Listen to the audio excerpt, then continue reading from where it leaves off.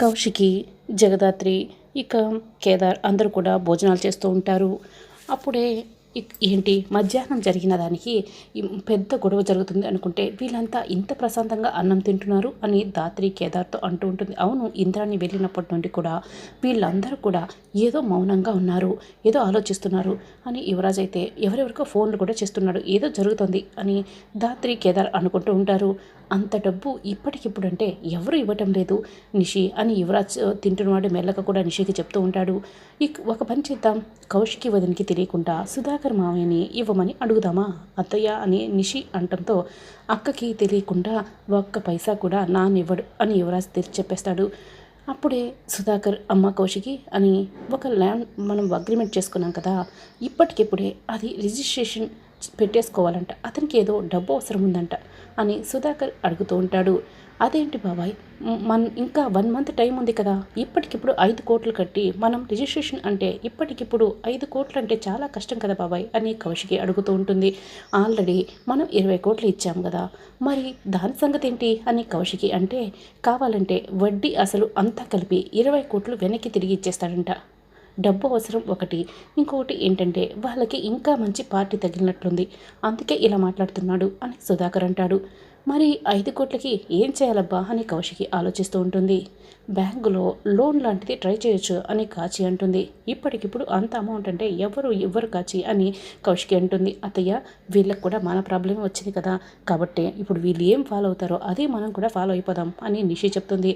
అవునమ్మి అని వైజయంతి కూడా అంటుంది. అక్క, నా దగ్గర ఒక ల్యాండ్ ఉంది, అది తాకట్టు పెట్టినా అమ్మినా మనకు దగ్గర 2 కోట్లు వస్తుంది, అది కావాలంటే ఇస్తానక్క అని కేదార్ అంటాడు.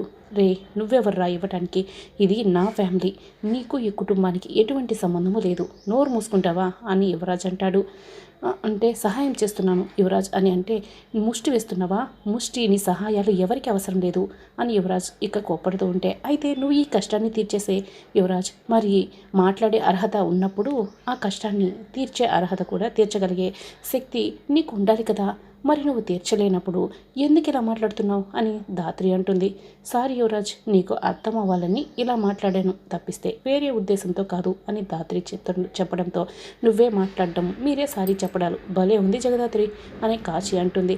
వీళ్ళకి ఇంట్లో ఎవరు అడ్డు చెప్పే వాళ్ళు లేరు కదా, అందుకే వీళ్ళకి ఇష్టం వచ్చినట్టు మాట్లాడుతూ ఉంటారు అని వైజయంతి ఇక కోప్పడుతూ ఉంటుంది. వాళ్ళు అమ్ముకుంటారో తాకట్టు పెట్టుకుంటారో మనకెందుకులేండి, వదిలేయండి అని నిషి అంటుంది.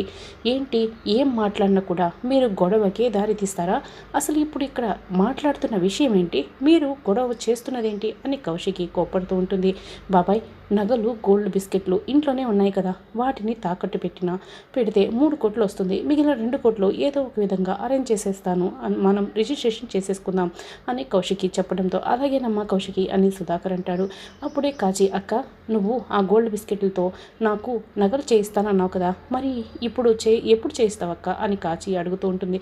ఇప్పుడు వాటితో పని ఉంది కదా, వాటిని బ్యాంకులో పెట్టి తాకట్టు పెట్టి ఇప్పుడు పని పూర్తి చేస్తాను, వాటిని విడిపించిన తర్వాత నీకు చెప్పినట్లుగానే నగలు చేయిస్తానులే అని కౌశికి అంటుంది. వాటిని ఇప్పుడు తాకట్టు పెడితే ఎప్పుడు విడిపిస్తారో ఏంటో, కాబట్టే ముందు నాకు నగలు చేయించి తర్వాతే మిగిలినవి తాకట్టు పెట్టుకో అని కాచి అంటుంది. ఇప్పుడు కుదరదు కాచి, 1 మంత్ తర్వాత విడిపిస్తాను, అప్పుడు చేయిస్తానులే అని కౌశికి అంటుంది.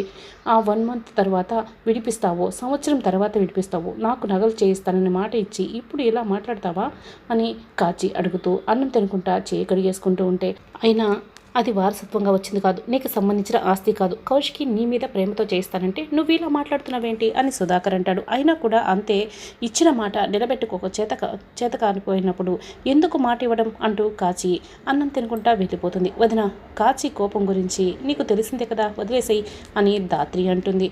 అప్పుడే నిషికి ఒక ఐడియా వస్తుంది. అత్తయ్య, యువరాజ్, మనం కూడా వెళ్దాం పదండి అని అంటే నిషి, నీకేమైంది అని ధాత్రి అంటే, మేము కడుపు నిండా తిన్నాము, నీకెందుకే, మనం వెళ్తాం పదండి అని వాళ్ళ ముగ్గురు కూడా వెళ్ళిపోతారు. ఇక ముగ్గురు చేతులు కడుక్కుంటూ, ఏమైంది నిషి, ఎందుకు అంత హడావిడిగా లాక్కొచ్చేసావు అని వైజయంతి అడుగుతూ ఉంటుంది.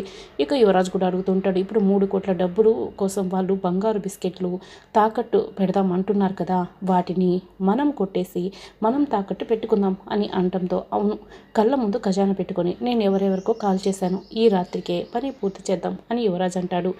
ఇక కేదార్ ఉన్నట్లుండి వాళ్ళ ముఖాల్లో హ్యాపీనెస్ చూస్తున్నావా, వాళ్ళు ఏదో చేస్తున్నారు అని ధాత్రి అంటే, అవును ఒక కంట కనిపెడుతూ ఉండాలని కేదార్ కూడా అంటాడు. ఇక అర్ధరాత్రి అయిన తర్వాత నిషి యువరాజ్ ఇద్దరు వైజయంతి కోసం వెయిట్ చేస్తూ ఉంటారు. అత్తయ్య మొత్తం అంతా చెక్ చేసుకొని అందరూ నిద్రపోయారు లేదో వచ్చి చెప్తానంది కదా అని నిషి అంటుంది. అప్పుడే వైజయంతి కౌశికి గదికి వెళ్ళి కౌశికి కీర్తి ఇద్దరు కూడా నిద్రపోతున్నారు.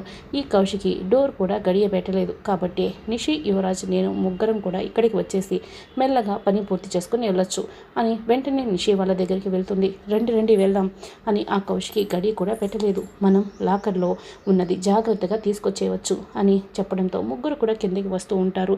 అయితే అప్పుడే ధాత్రి వస్తున్న సౌండ్ వినపడడంతో ఏంటిది ఇంకా నిద్రపోలేదా అత్తయ్య, నువ్వు చూసుకోవాలి కదా అని నిషి అంటే, మొగుడు పిల్లలు ఇంత అర్ధరాత్రి అయినా మేల్కొని ఉంటారని నాకేం తెలుసని వైజయంతి అంటుంది.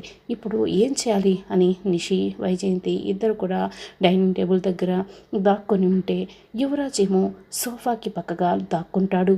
అప్పుడే ధాత్రి నేను వాటర్ తీసుకురమ్మని చెప్పలేదు అని కేదార్ అంటాడు. వాటర్ ఉన్నాయా అంటే కావాలనే కదా అర్థం, కాబట్టి నేను వెళ్ళి తీసుకొస్తానులే కేదార్ అని ధాత్రి వాటర్ బాటిల్ పట్టుకొని మెట్లు దిగి వస్తూ ఉంటుంది. ఇక వాటర్ ఫిల్ చేసుకొని తిరిగి వెళ్తూ ఇక్కడ ఏదో తేడాగా కనిపిస్తుంది అని డైనింగ్ టేబుల్ దగ్గరికి వస్తుంది. అమ్మో ఈ అమ్మి మనల్ని ఎక్కడ చూసేస్తుందని వైజయంతి నిషితో టెన్షన్ పడుతూ చెప్తూ ఉంటే, అత్తయ్య మాట్లాడకండి మనం దొరకడం లేండి అని నిషి జాగ్రత్తలు చెప్తూ ఉంటుంది. వెనక్కి రండి ముందుకు పోండి అని చెప్తూ ఉంటుంది. అదేంటి నేను లైట్స్ అన్నీ ఆఫ్ చేసి ఈ డైనింగ్ టేబుల్ చైర్ కూడా ఈ డైనింగ్ టేబుల్ కిందకి తోసేసాను కదా, ఈ చైర్ ఎలా బయటకు వచ్చింది అని ధాత్రి అనుకుంటూ దాన్ని డైనింగ్ టేబుల్ కిందకి తోస్తూ ఉంటుంది. ఇదేంటి లోపలికి పోవటం లేదే అని ధాత్రి దాన్ని ఎత్తి పెడుతుంది. అది కాస్త వైజయంతి కాలుపై పడిపోయి ఇక అరుపులు పెట్టడానికి రెడీ అవుతూ ఉంటుంది. వెంటనే నిషి అయితే తన చేతిని వైజయంతి నోటికి అడ్డు పెట్టేస్తుంది. దాంతో వైజయంతి నిషి చేతిని గట్టిగా కొరికేస్తూ ఉంటుంది. అలా వైజయంతి కాలుపై నొక్కి మరి కుర్చీని పెట్టడంతో వైజయంతి విలువెల్లాడిపోతూ ఉంటుంది నొప్పితో. ఇక నిషి చేతిని వైజయంతి కొరకటం వల్ల నిషి అయితే ఇక నొప్పితో బాధపడుతూ ఉంటుంది.